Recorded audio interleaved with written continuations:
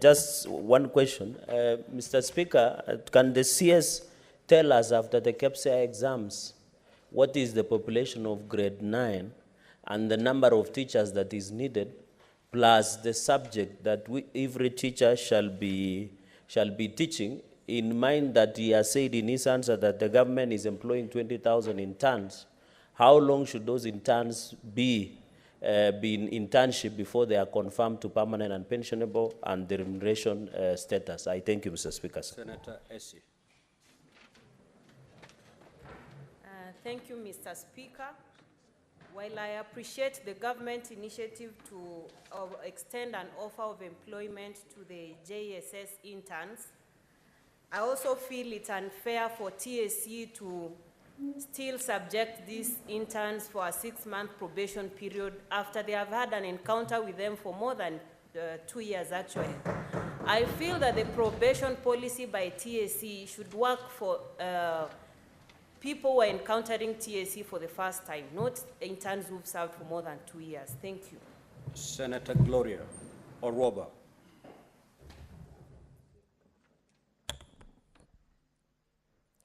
Waziri, my question is, how sustainable is this internship program, considering that the transition from internship into permanent and pensionable has actually proven to be an issue with the first batch of interns? And considering that the past finance bill was rejected and dropped, and we saw that there was a hiccup on now absorbing those interns that were supposed to be moved to PPP, what is the future financing model to ensure that this internship program is sustainable? Or otherwise, are we just going to have a lot of interns and they're not going to be taken in on permanent basis? Senator Kavindu. Thank you, Mr. Speaker. Mr. CS, Honorable CS, I just wanted to know from you how prepared you are about the grade 8s who are supposed to go to grade 9 in January, and most of the schools have no infrastructure. I don't know what you are doing about that, and that's a matter of urgency. If you can update us what you're planning to do. Thank you. Thank you, Mr. Speaker. You may now proceed to respond. Thank you, Mr. Speaker.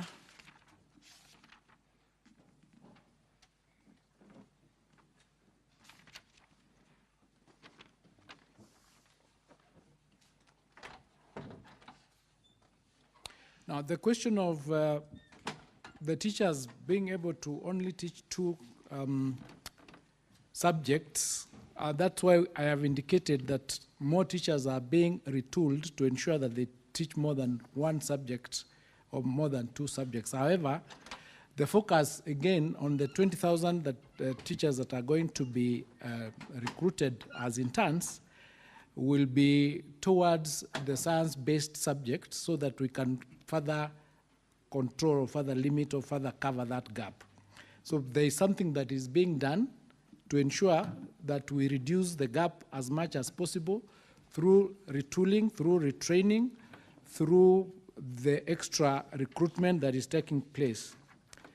In terms of the question relating to where the JSS is anchored, this is anchored in the sessional paper that is going to be brought to Parliament, but it arose, or it was anchored out of the Presidential Working Party, and we've come up with the necessary cabinet paper, which is going to give birth to the sessional paper to be brought to Parliament to anchor it in that particular sessional paper.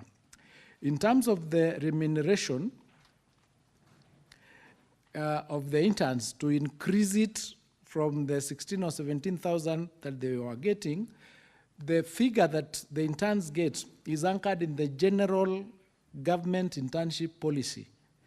And it is based, as I indicated, on available budget and available resources. That's why last year we did, or the last 2 years, we did 46,000 that were there for 2 years, but this coming year we are doing 20,000. It's actually anchored in the available resources and it is because of the limitation of resources that we are not able to employ or to put in as many interns as possible.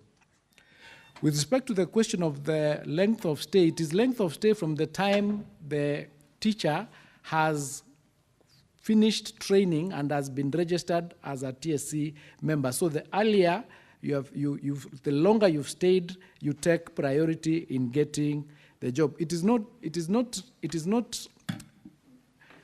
secret that we have over 400,000 trained teachers that do not have jobs. Even this 20,000 does not do any justice to that number. This limitation is because of financial resources and lack of budgets.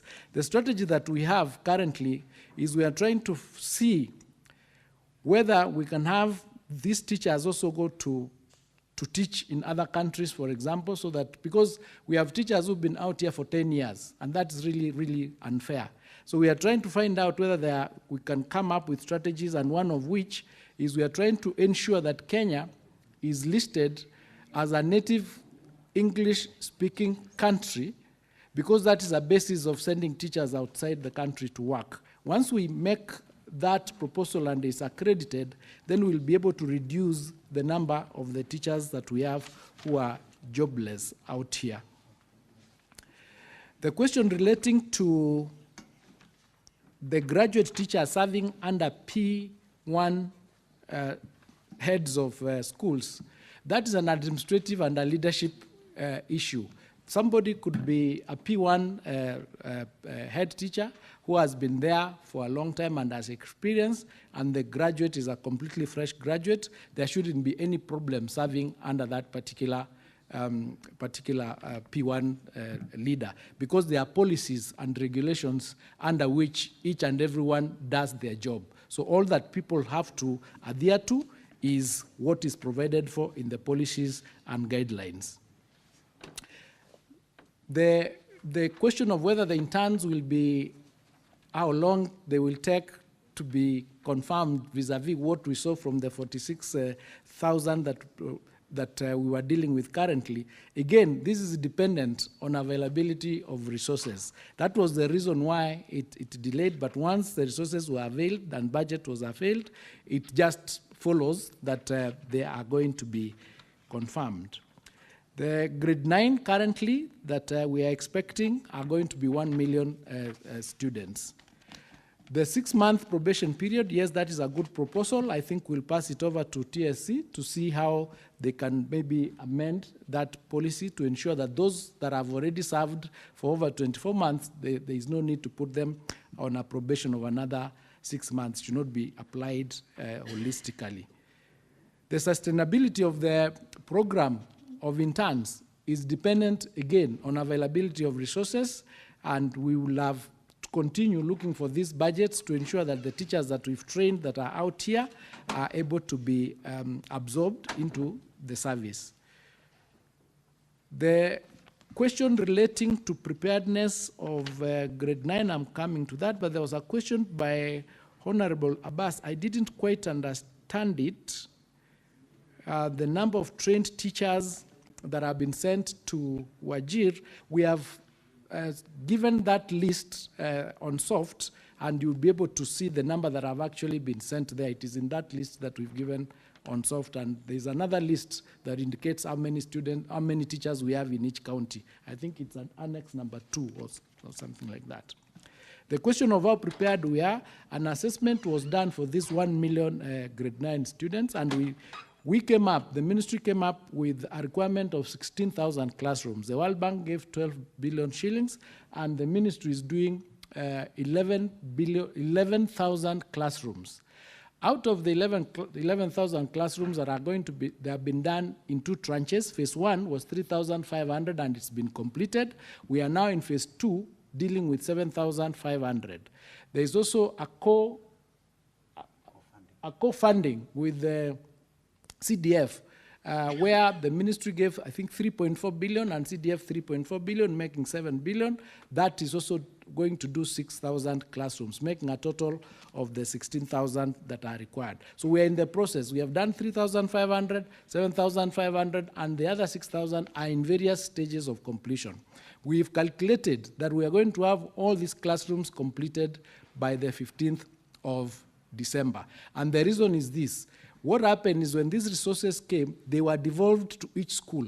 The classrooms were standardized. The budget for each classroom is 1 million or thereabout, and these resources were released to the individual schools that require classrooms, and it's being done locally. And because of that, each classroom is taking between 6 and 8 weeks to complete. And we have been going around the country and commissioning those that have been completed just to assure the country that in terms of classrooms, we are going to be ready.